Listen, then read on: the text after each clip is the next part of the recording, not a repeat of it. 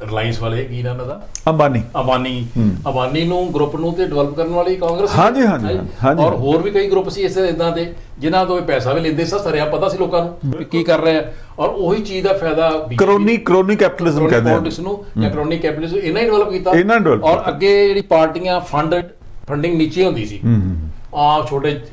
ਜ਼ਿਮੀਂਦਾਰ ਨੇ ਕਰਨਾ ਜਾਂ ਛੋਟੇ ਇੰਡਸਟਰੀਸਟ ਨੇ ਜਾਂ ਲੋਕਲ ਲੈਵਲ ਤੇ ਪੈਸੇ ਦੇਣੇ ਜਾਂ ਮੈਂਬਰਸ਼ਿਪ ਡਰਾਈਵ ਹੋਣੀ, ਉਹ 'ਚੋਂ ਪੈਸਾ ਇਕੱਠਾ ਹੋਣਾ ਔਰ ਕੋਈ ਸਟੇਟਾਂ ਚੀਫ ਮਿਨਿਸਟਰਾਂ ਨੂੰ ਕਹਿਣਾ ਵੀ ਇਹ ਤੁਸੀਂ ਪੈਸੇ ਦਿਓ ਥੋੜ੍ਹੇ ਜਿਹੇ ਇਕੱਠੇ ਕਰਕੇ ਇਲੈਕਸ਼ਨਾਂ ਲੜਨੀਆਂ। ਔਰ ਬੜੀ ਸਸਤੀਆਂ ਇਲੈਕਸ਼ਨਾਂ ਹੁੰਦੀਆਂ ਸੀ। ਜਦੋਂ ਇਹ ਸ਼ੁਰੂ ਹੋ ਗਿਆ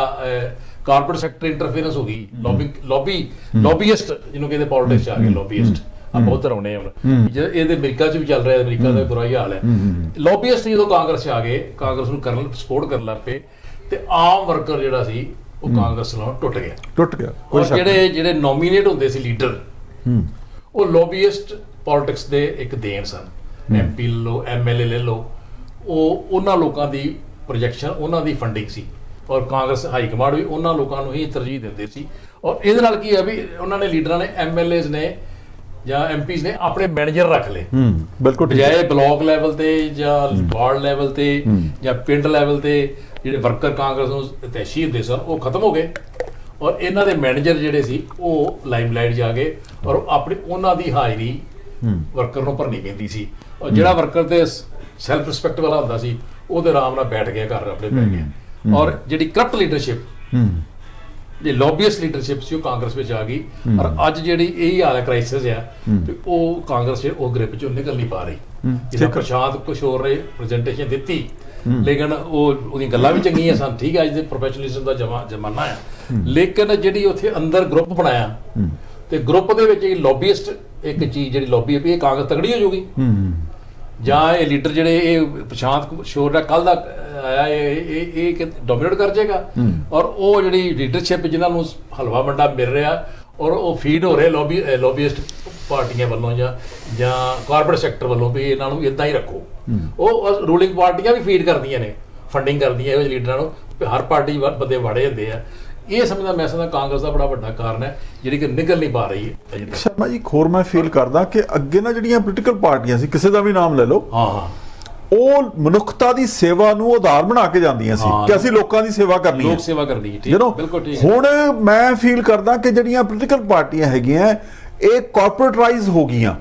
ਜਿਹਦੇ ਵਿੱਚ ਕਾਰਪੋਰੇਟ ਕਲਚਰ ਆ ਗਿਆ ਵੀ ਤੁਸੀਂ ਇਸ ਨੂੰ ਇੱਕ ਧੰਦਾ ਬਣਾ ਲਿਆ। ਬਿਲਕੁਲ ਠੀਕ ਹੈ, ਭਾਵੇਂ ਕੋਈ ਮਰਜ਼ੀ ਪਾਰਟੀ ਹੋਏ, ਉਹਨਾਂ ਨੇ ਧੰਦਾ ਬਣਾ ਲਿਆ। ਉਹ ਧੰਦੇ ਦੇ ਵਿੱਚ ਫਿਰ ਨੈਚੁਰਲੀ ਉਹ ਨਫਾ ਨੁਕਸਾਨ ਦੇਖਦੇ ਆ, ਸੇਵਾ ਨਹੀਂ ਹੈ,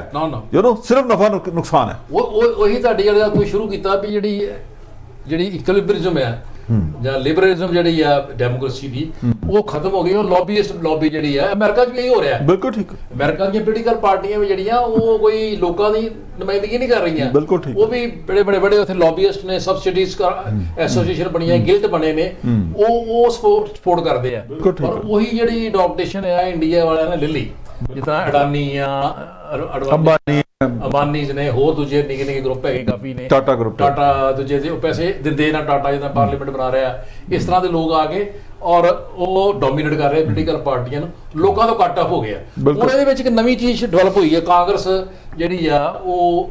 ਜੇ ਜਿਸ ਤਰ੍ਹਾਂ ਸਾਰੇ ਪਿੰਡ ਵਰਲਡ ਆਪਣੇ ਦੇਸ਼ ਦੇ ਵਿੱਚ ਫੈਲੀ ਹੈ, ਹਰ ਪਿੰਡ, ਅਗਰ ਇਹ ਖਤਮ ਹੋ ਜਾਂਦੀ ਹੈ,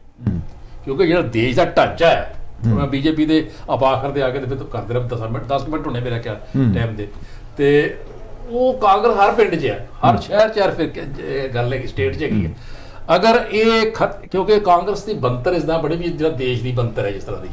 ਜਿਹੜੇ ਦੇਸ਼ ਦੀ ਸੁਸਾਇਟੀ ਹੈ, ਜਿਹੜੀ ਨੈਟਵਰਕ ਹੈ ਸੁਸਾਇਟੀ ਦਾ, ਜਾਤਾਂ ਦਾ, ਸਮਾਜ ਦਾ ਤੇ ਸੂਬਿਆਂ ਦਾ,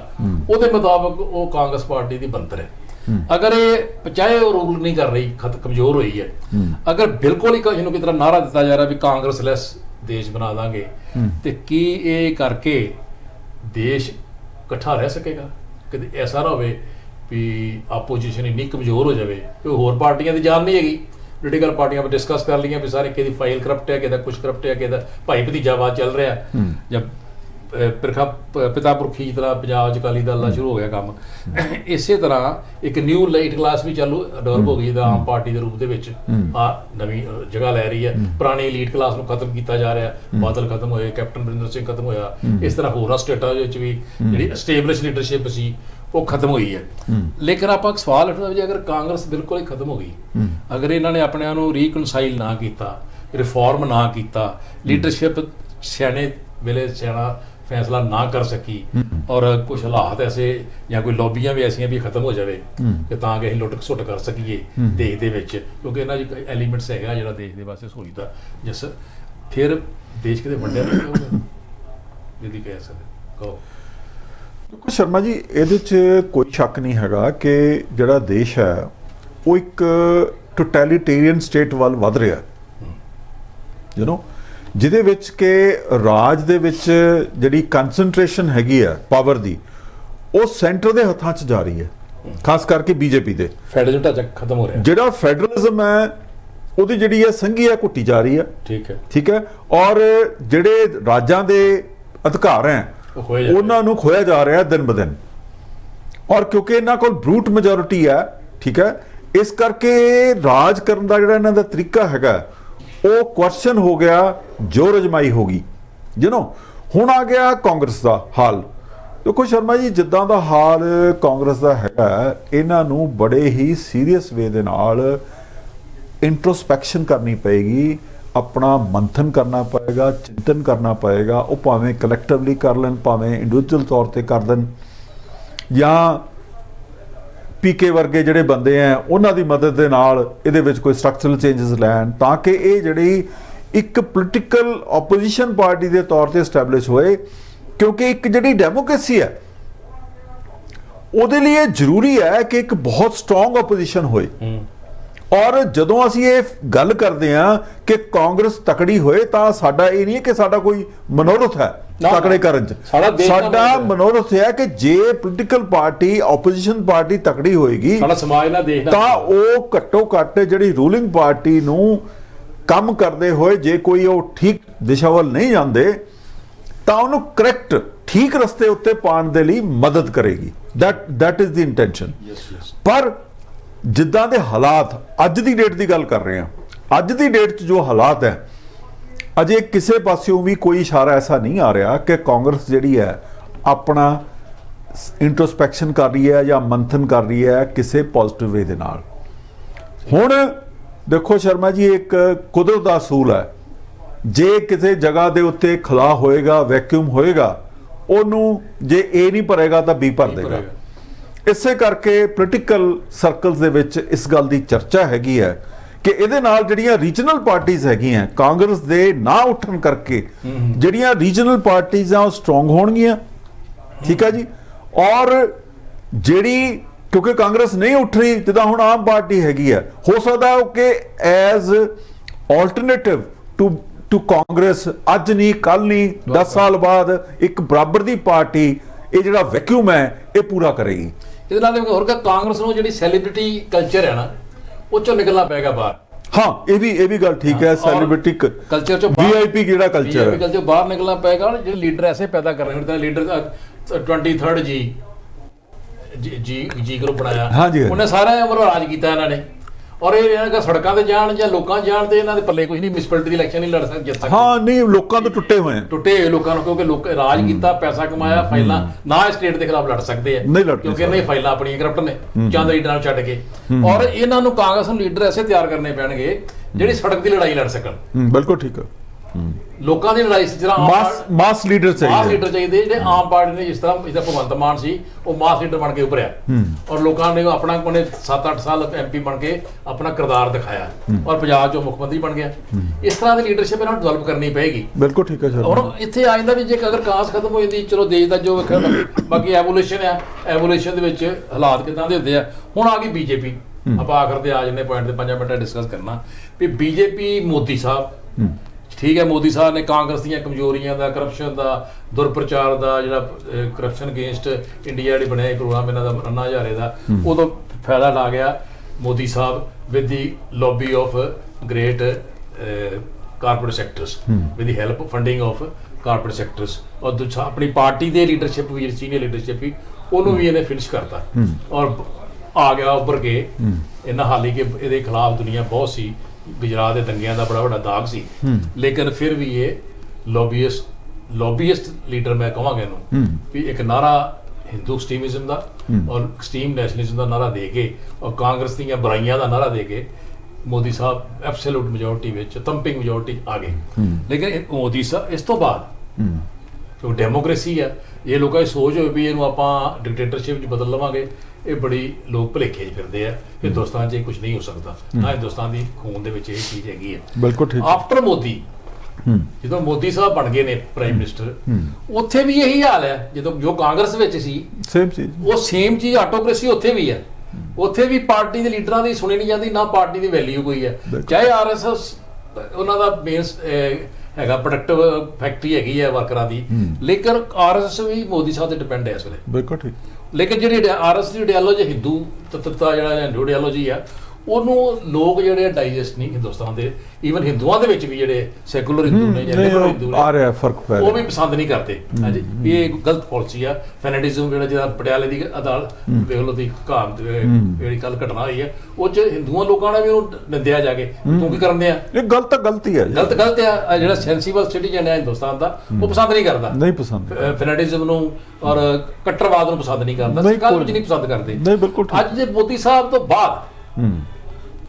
ਮੋਦੀ ਸਾਹਿਬ 5 ਸਾਲ ਹੋਰ ਰਾਜ ਕਰ ਲੈਣਗੇ ਹਾਂਜੀ ਇਸ ਤੋਂ ਬਾਅਦ ਜਿਹੜਾ ਦੇਸ਼ ਦੀ ਡੈਮੋਕ੍ਰੇਸੀ ਹੈ ਕਿਉਂਕਿ ਆਪਾਂ ਡੈਮੋਕ੍ਰੇਸੀ ਦੀ ਗੱਲ ਕਰਦੇ ਆ ਕਿਉਂਕਿ ਬੈਂਕਰਪਸੀ ਹੋ ਗਈ ਹੈ ਪੋਲੀਟੀਕਲ ਪਾਰਟੀਆਂ ਦੇਸ਼ ਚਲਾਉਣਾ ਪੋਲੀਟੀਕਲ ਪਾਰਟੀਆਂ ਦੀ ਬੈਂਕਰਪਸੀ ਹੈ ਦਿਵਾਲੀਆਪਨ ਨਿਕਲ ਗਿਆ ਕੋਈ ਵਿਚਾਰਧਾਰਾ ਨਹੀਂ ਇਹ ਗ੍ਰਿਪ ਖੇਡ ਰਹੇ ਨੇ ਕਾਰਪੋਰੇਟ ਹੱਥਾਂ ਦੇ ਵਿੱਚ ਸਰਮਾਇਆ ਜਿਹੜਾ ਨੂੰ ਆਪਣੇ ਨਾਲ ਮਤਲਬ ਦੇਸ਼ ਨਾਲ ਲੋਕਾਂ ਦਾ ਨਾਲ ਕੋਈ ਮਤਲਬ ਨਹੀਂ ਇਕੁਇਲਿਬ੍ਰਿਜ਼ਮ ਜਿਹੜਾ ਵਧਿਆ ਲੋਕਾਂ ਦੇ ਵਿੱਚ ਲੋਕਾਂ ਦੀ ਇਸ਼ੂ ਵੱਧ ਡੇ ਬਾਈ ਡੇ ਕਦੀ ਪਾਵਰ ਕ੍ਰਾਈਸਿਸ ਆ ਗਿਆ ਕਦੀ ਐਮਪਲੋਇਮੈਂਟ ਕ੍ਰਾਈਸਿਸ ਆ ਗਿਆ ਕਦੀ ਫੂਡ ਕ੍ਰਾਈਸਿਸ ਆ ਗਿਆ ਅਗਰ ਇਸ ਤੋਂ ਬਾਅਦ ਅਗਰ ਮੋਦੀ ਸਾਹਿਬ ਰਾਜ ਕਰਨ ਦੇ ਠੀਕ ਕਰਨ ਲੋਕੀ ਵੋਟਾਂ ਦਿੱਤੀਆਂ ਇਸ ਤੋਂ ਬਾਅਦ ਕੀ ਆਪਾਂ ਰੂਪ ਦੇਖਦੇ ਹਾਂ ਜੇ ਕਾਂਗਰਸ ਵੀ ਖਤਮ ਹੋ ਜਾਂਦੀ ਹੈ ਤੇ ਬੀਜੇਪੀ ਦੇ ਮੋਦੀ ਸਾਹਿਬ ਤੋਂ ਬਾਅਦ ਕਿ ਜੋ ਆਪਾਂ ਇਸ਼ੂ ਜਾਂ ਜਿਹੜੇ ਆਪਾਂ ਦੇ ਰਹੇ ਹਾਂ ਜਾਂ ਸਮਾਜ ਦਾ ਜਿੱਦਾਂ ਦੀ ਬੰਤਰ ਬਣਾ ਰਹੇ ਹਾਂ ਕੀ ਦੇਸ਼ ਇਕੱਠਾ ਰਹਿ ਸਕੂ ਨਹੀਂ ਕੋਈ ਨਹੀਂ ਸ਼ਰਮਾ ਜੀ ਇੰਨੀ ਕੋਈ ਉਹ ਨਹੀਂ ਹੈ ਵੀ ਸ਼ੁੱਡ ਬੀ ਹੋਪਫੁਲ ਕੋਈ ਨਿਰਾਸ਼ ਹੋਣ ਦੀ ਗੱਲ ਨਹੀਂ ਹੈ ਮੇਰਾ ਖਿਆਲ ਹੈ ਕਿ ਆਪਾਂ ਨੂੰ ਕੋਈ ਨਾ ਕੋਈ ਠੀਕ ਹੈ ਜੀ ਕੋਈ ਨਾ ਕੋਈ ਇਹਦਾ ਆ ਗੱਲ ਕਰ ਲਓ ਨਾ ਠੀਕ ਕੋਈ ਨਾ ਕੋਈ ਜਿਹੜਾ ਹੈਗਾ ਇਹਦਾ ਸੋਲੂਸ਼ਨ ਮਿਲ ਜਾਂਦਾ ਕੋਈ ਐਦਾਂ ਦੀ ਨਿਰਾਸ਼ ਹੋਣ ਵਾਲੀ ਗੱਲ ਨਹੀਂ ਹੈ ਕਿਉਂਕਿ ਦੇਖੋ ਮੈਨੂੰ ਅਜੇ ਵੀ ਯਾਦ ਹੈ ਕਿ ਜਦੋਂ ਜਵਾਹਰ ਲਾਲ ਨਹਿਰੂ ਪ੍ਰਾਈਮ ਮਿਨਿਸਟਰ ਹੁੰਦੇ ਸੀ ਤਾਂ ਇਹ ਸੋਚਿਆ ਜਾਂਦਾ ਸੀ ਕਿ ਕੱਲ ਨੂੰ ਜੇ ਪ੍ਰਾਈਮ ਮਿਨਿਸਟਰ ਨਾ ਰਹੇ ਤਾਂ ਕੀ ਬਣੇਗਾ ਇਸੇ ਤਰੀਕੇ ਨਾਲ ਇੰਦਰਾ ਗਾਂਧੀ ਬਾਰੇ ਸੀ ਸੋ ਮੈਨੂੰ ਲੱਗਦਾ ਕਿ ਕੁਦਰਤ ਦਾ ਇੱਕ ਨਿਯਮ ਹੈ ਆਪਣੇ ਆਪ ਜਗ੍ਹਾ ਜਿਹੜੀ ਹੈ ਫਿਲ ਅਪ ਹੋ ਜਾਂਦੀ ਹੈ ਜਦੋਂ ਵੈਕਿਊਮ ਬਣਦਾ ਆਪਣੇ ਆਪ ਉਹਨੂੰ ਭਰਨ ਲਈ ਕੋਈ ਨਾ ਕੋਈ ਉਹਦਾ ਦੀਆਂ ਤੂਫਾਨ ਸੇ ਨਿਕਾਲ ਕਰ ਉਹ ਕੁਛ ਨਹੀਂ ਸ਼ਰਮਾ ਜੀ ਇੰਨਾ ਨਿਰਾਸ਼ ਹੋਣ ਦੀ ਲੋੜ ਨਹੀਂ ਹੈ ਨਹੀਂ ਨਿਰਾਸ਼ ਨਹੀਂ ਪਾਉਂਦੇ ਅਸੀਂ ਇਹ ਚਾਹੁੰਦੇ ਆ ਵੀ ਜਿਹੜਾ ਦੇਸ਼ ਦੇ ਲੋਕ ਨੇ ਦੇਸ਼ ਦੇ ਲੋਕਾਂ 'ਚ ਜਾਗਰਤੀ ਆਵੇ ਇੱਕ ਨਵਾਂ ਐਵੋਲੂਸ਼ਨ ਆਵੇ ਚਾਹੇ ਕਿ ਇਹਦਾ ਅਸਰ ਅਮਰੀਕਾ ਦੇ ਵਰਲਡ ਦੀਆਂ ਸਿਆਸਤਾਂ ਜਾਂ ਦੂਜੇ ਦੇਸ਼ਾਂ ਦਾ ਵੀ ਹਰ ਇੱਕ ਦੇ ਦੇਸ਼ ਦੀ ਕਿਤੇ ਗਲੋਬਲਾਈਜੇਸ਼ਨ ਆ ਗਈ ਹੈ ਟੈਕਨੋਲੋਜੀ ਹੈ ਮੈਂ ਸਮਝਦਾ ਕਿ ਜਿਹੜੀ ਯੰਗ ਪੀੜ੍ਹੀ ਆ ਨਵੀਂ ਟੈਕਨੋਲੋਜੀ ਆ ਉਹੀ ਇਸ ਚੀਜ਼ ਨੂੰ ਕੰਟਰੋਲ ਕਰੇਗੀ ਨਹੀਂ ਸ਼ਰਮਾ ਜੀ ਤੁਸੀਂ ਚਲੋ ਗੱਲ ਕਰ ਲਈ ਮੈਂ ਇਸੇ ਗੱਲ ਨਾਲ ਖਤਮ ਕਰਦਾ ਸਾਰਾ ਜਿਹੜੀ ਆਪਣੀ ਡਿਸਕਸ਼ਨ ਹੈ ਸ਼ਰਮਾ ਜੀ ਆਪਾਂ ਸਮਝਦੇ ਹਾਂ ਵੀ ਆਹ ਚੀਜ਼ ਹੈਗੀ ਆ ਆਪਾਂ ਇੰਨੇ ਕ੍ਰਾਈਸਿਸ 'ਚ ਰਹੇ ਪੰਜਾਬ ਦੇ ਵਿੱਚ ਅੱਜ ਦੇਖੋ ਲੋਕਾਂ ਨੇ ਜਿਹੜੀਆਂ ਰਵਾਇਤੀ ਪਾਰਟੀਆਂ ਉਹਨਾਂ ਸਭ ਨੂੰ ਘਰ ਬਿਠਾਤਾ ਕਿ ਨਹੀਂ ਬਿਲਕੁਲ ਠੀਕ ਜਦੋਂ ਸੋ ਇਦਾਂ ਹੀ ਹੋਏਗਾ ਜਦੋਂ ਕੱਲ ਨੂੰ ਕਿਤੇ ਬੀਜੇਪੀ ਨਹੀਂ ਡਿਲੀਵਰ ਕਰੇਗੀ ਤਾਂ ਲੋਕਾਂ ਨੇ ਫਿਰ ਘਰ ਬਿਠਾਣਾ ਹੀ ਬਿਠਾਣਾ ਦੇਖੋ ਜਾਂ ਕਾਂਗਰਸ ਆਪਣੇ ਨਹੀਂ ਸੁਧਾਰੇਗੀ ਤਾਂ ਫਿਰ ਲੋਕੀ ਪੂੰਝ ਕੇ ਘਰ ਬਿਠਾ ਦੇਣਗੇ ਕੋਈ ਨਾ ਕੋਈ ਹੱਲ ਉਹ ਇਸ ਕਰਕੇ ਕੋਈ ਨਹੀਂ ਇਹ ਸ਼ਰਮਾ ਜੀ ਇਹ ਪੋਲਿਟਿਕਸ ਦੇ ਵਿੱਚ ਦੇਖੋ ਰਾਜ ਭਾਗ ਚੱਲਣਾ ਜਿੰਨਾ ਚਿਰ ਜ਼ਿੰਦਗੀ ਹੈਗੀ ਆ ਇਹ ਜਿਹੜੇ ਮਸਲੇ ਆ ਬਣਦੇ ਰਹਿਣੇ ਆ ਢਹਿੰਦੇ ਰਹਿਣੇ ਆ ਠੀਕ ਹੈ ਔਰ ਜਿਹੜਾ ਸੰਸਾਰ ਹੈ ਚੱਲੀ ਜਾਣਾ ਮੈਂ ਇਸ ਚੀਜ਼ ਤੇ ਆਪਾਂ ਐਂਡ ਕਰਦੇ ਹਾਂ ਹਾਂਜੀ ਵੀ ਜਿਹੜੀ ਡੈਮੋਕ੍ਰੇਸੀ ਹੈ ਇਹ ਬੜੀ ਨਿਆਮਤ ਚੀਜ਼ ਹੈ ਔਰ ਇਹ ਲੋਕਾਂ ਵਾਸਤੇ ਆ ਲੋਕਾਂ ਲਈ ਹੈ ਤੇ ਲੋਕਾਂ ਦੁਆਰਾ ਹੈ ਇਹਨੂੰ ਲੋਕਾਂ ਨੇ ਹੀ ਸੰਭਾਲ ਕੇ ਰੱਖਣਾ ਆਪਣੀ ਵਿਰਾਸਤ ਨੂੰ ਔਰ ਲੋਕਾਂ ਨੂੰ ਚਾਹੀਦਾ ਜਿਹੜੇ ਆਮ ਪੜ੍ਹੇ ਲਿਖੇ ਲੋਕ ਕਲਾਸ ਵੀ ਹੈ ਵਿੱਚ ਜਿਹੜੀ ਸੋਚਵਾਨ ਕਲਾਸ ਹੈ ਇਲੈਕਟਡ ਕਲਾਸ ਆ ਉਹਨੂੰ ਇਹਨਾਂ ਲੌਬੀਆਂ ਦੇ